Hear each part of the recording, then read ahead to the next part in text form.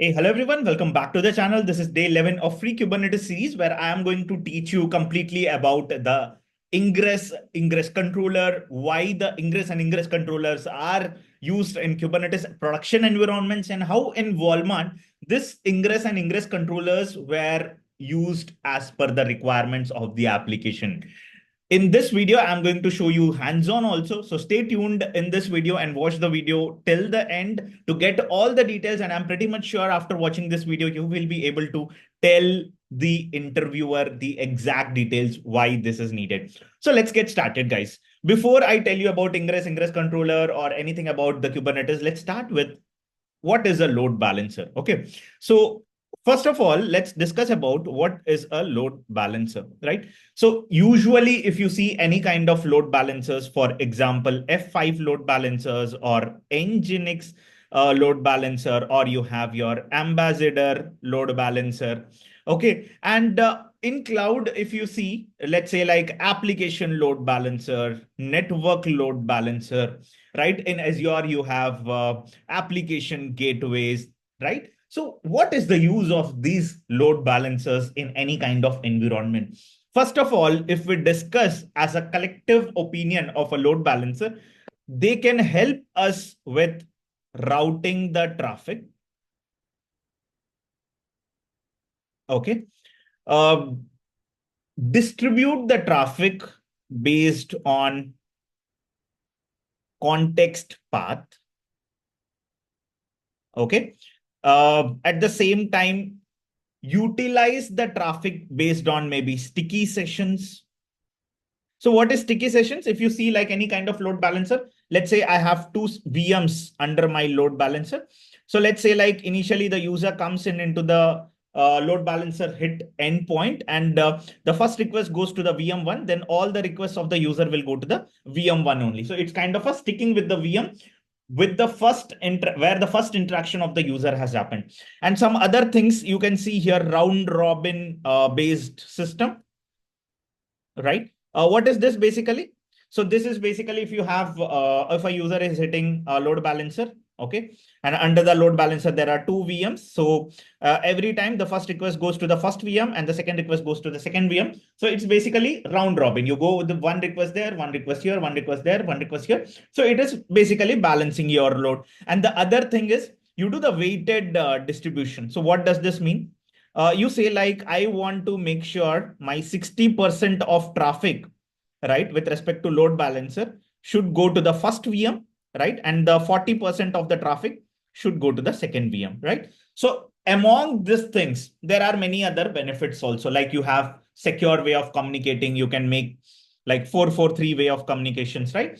And context path, query path, all those things, routing mechanisms are there in this kind of load balancers. And these are basically enterprise level of load balancers where you have to pay some amount, right? So if you are going with F5, Nginx, or Ambassador, you have to pay some amount. If you are going with application load balancer, network load balancer in AWS, at the same time, if you are going with application gateway in Azure, you have to pay some amount, right? These all things are common. Now, in the previous classes, we have simply seen that a DevOps engineer, when creating a deployment and trying to deploy a pod, right, he is having a service in front of pod. These two things are common, right? So any request which is hitting the service, it is redirecting that request to your pod, right? You all know. And basically different types of services are there. Let's say like node port, let's say like cluster IP, let's say like load balancer, and the fourth one is your CNAME, right?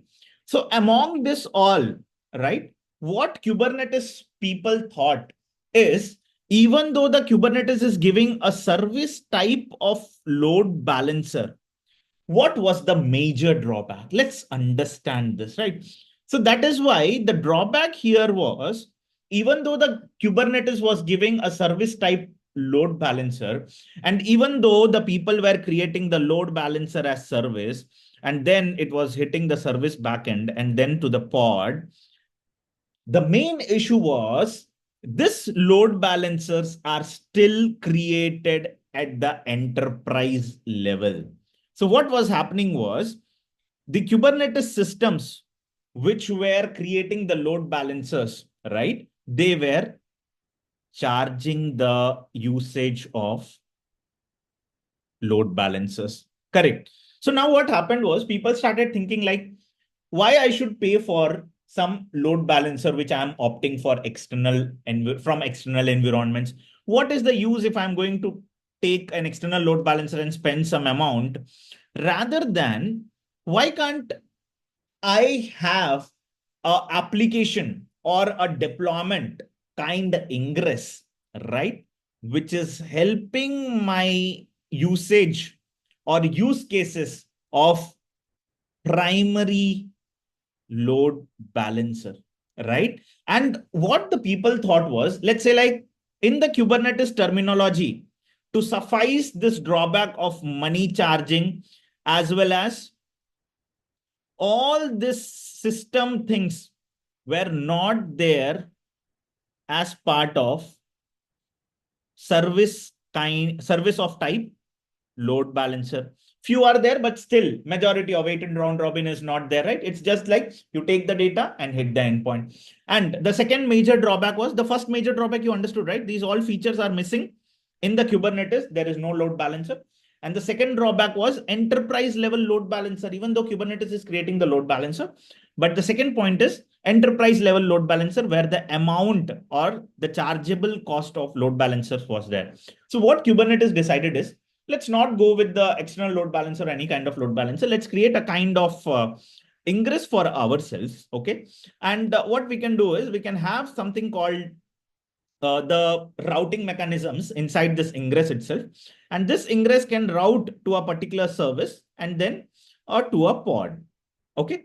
And now let's say like the Kubernetes decided to create, and Kubernetes people were happy with this kind of format. So what they decided is, let's make Ingress as our load balancer, internal load balancer, and we can map any kind of service on the backend, and a pod can be listening on that. So here you will see context-based routing, path-based routing, basically, right? Round robin, percentage-based. So different kinds of features were added here.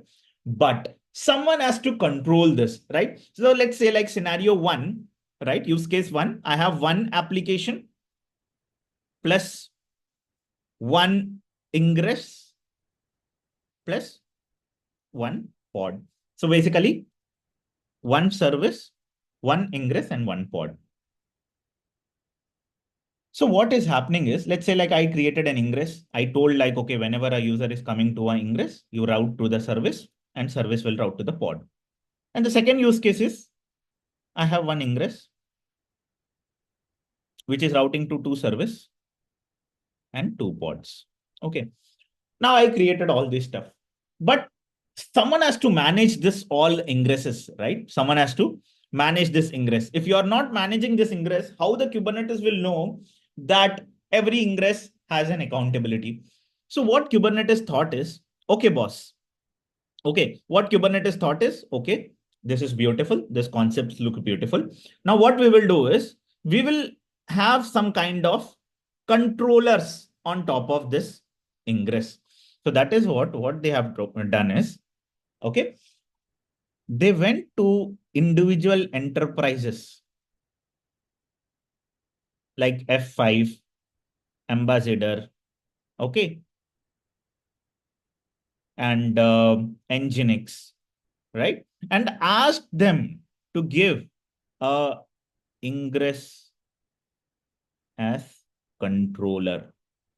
So ideally, the Kubernetes is not giving you the Ingress controller. Very beautiful concept. Okay, so in interview, people will ask, does a Kubernetes cluster contains a Ingress controller? Then you have to say no. Ingress controller is primarily given by the enterprises for the usage with Kubernetes. So you deploy the controller, Ingress controller, onto the Kubernetes system, and you create a kind as Ingress, and finally deploy your application. Very beautiful concept, right? So here you can consider, let's say, like I'm going to take an Nginx controller. Nginx as Ingress controller. And the kind Ingress are there, multiple Ingresses I have created for my application as pod. And on the backend, I have multiple service. And finally, on the backend, I have multiple pods. Correct. I hope that you have got till here. Now, this is what the concept lies like, why this Ingress is coming, why this controller is coming. So all the things will be controlled from the controller and Ingress will do its work, right? So till now you are clear, right? Let's do simple hands-on on this, where you will be able to understand the end-to-end system structure. For that, I will simply take my US West 1. I will create an EC2 instance. And I will deploy a Minikube structure. And then we will do the hands-on. Okay. So, okay, ignore this, guys.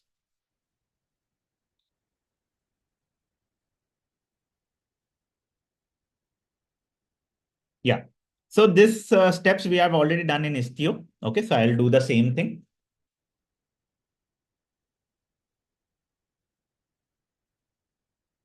Okay. I will create an EC2 instance quickly.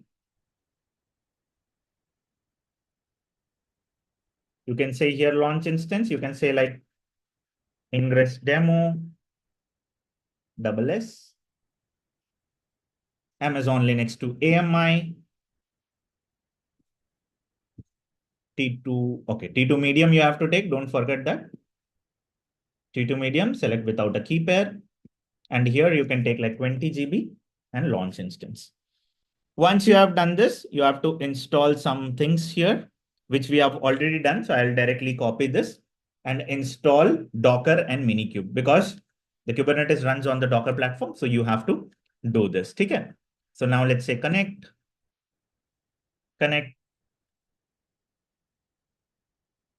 close the system. Little bit seconds it will take. Yeah, it has come in. Sudo su. Yeah. So first we will install Docker and then we will install Minikube.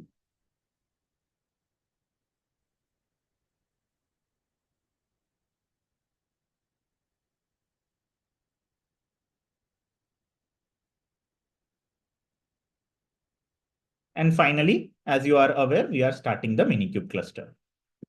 Once the Minikube is done, you have to install the kubectl also with this command.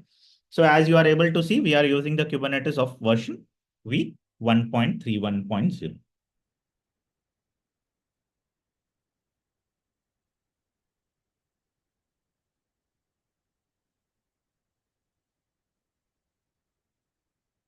Little bit of time it will take, but not to worry.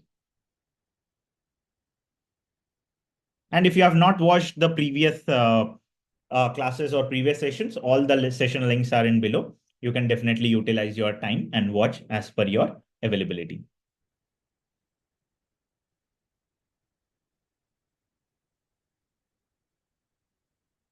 Okay, it's done. So I'll install 𝐶𝐽 also. Done. Now, once it is done, let's go with this document. This is basically a Kubernetes Ingress document. Okay. Directly I have went to there. So you don't need to worry. How to set up an Ingress on Minikube with Ingress Controller. So there is one step to install Ingress. As I have told you, if you see here, this Ingress controller is Nginx Ingress controller. So there is one simple command. You just copy this.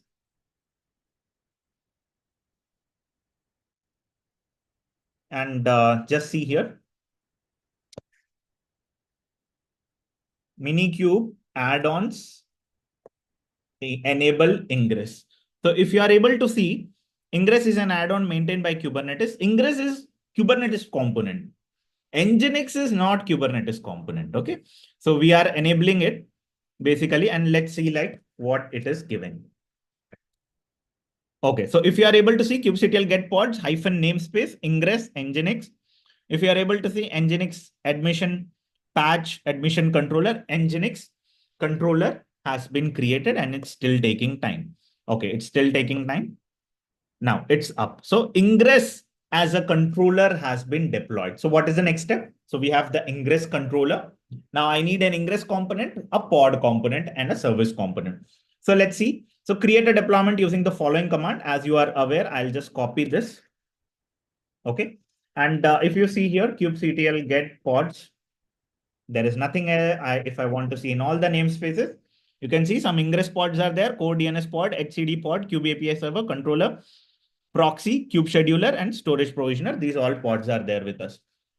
Let's do this now. Kubectl get -a in all the pods. If you are seeing, there is a web pod that has been deployed 4 seconds ago, right? So that has been done.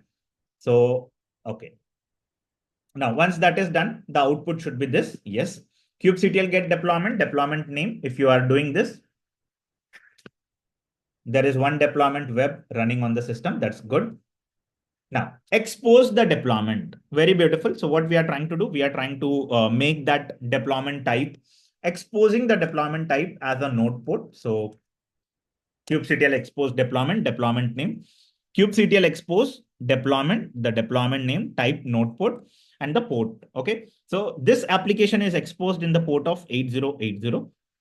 Okay. Now, if you see kubectl get service web, you will be able to see a port of 8080 has been deployed. Okay. Now, Minikube service web -- URL. If you are able to see, let's see Minikube service. Okay. Sorry. Yes. Minikube service web URL. So this is the URL which we have to hit. Okay. So the same thing which you are seeing. So what I will do, I'll just do this curl. Okay. So if you are able to see, very beautiful concept.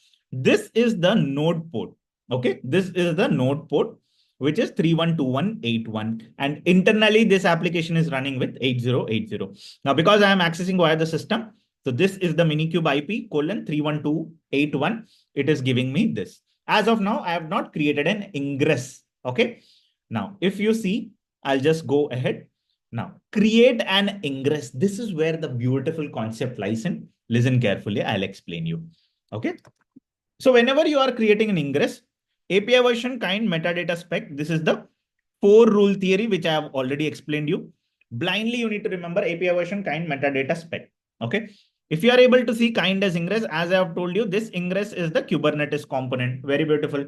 The name of the ingress, ingress class name Nginx. Now, this is where the beauty here is, whoever is the parent, you say the class, correct? Like oops concept. Do you remember? Who is my parent? Right? So here we have to tell like Nginx is your parent, and rules.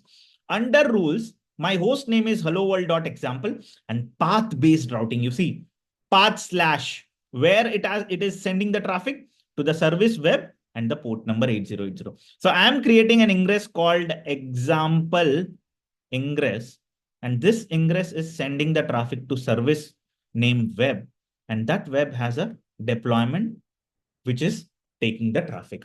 So let's do this. Okay. Very beautiful concept. So you just need to be careful here, because in exams, even in the recent times, this is how you will be asked to write the ingress file. Okay. In the exam.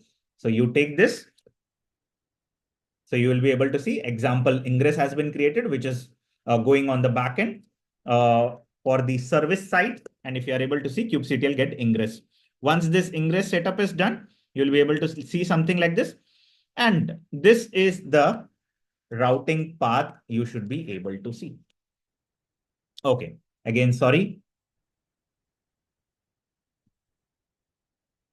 So basically, Minikube is under bin location.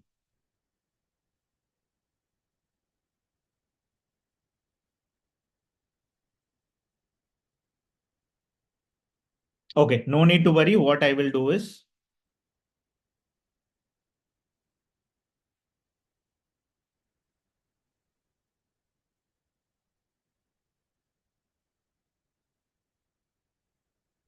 yeah. So what I have done is basically it was looking for the Minikube IP here. So I passed the Minikube IP, and if you are able to see, right, this is same output when you have hit it the direct endpoint. Okay. So when you are trying to hit with the hello world.example, okay, this is basically your ingress. So you are hitting here ingress. Okay. And that ingress is having your data point. Okay. Optionally, you can also visit hello world.example from your browser, add a line in etc host. So basically under the host path, etc host file, you have to add the host entry, and then your traffic can be able to take from the outside. So if you are able to see, right, there is still, okay, beautiful. Now, if you see, let's say like I have two applications here, web 1 and web 2. So what they are telling here, you have web 2. Okay. Now kubectl get deployment web 2. So your web 2 is also, you are exposing as a node port.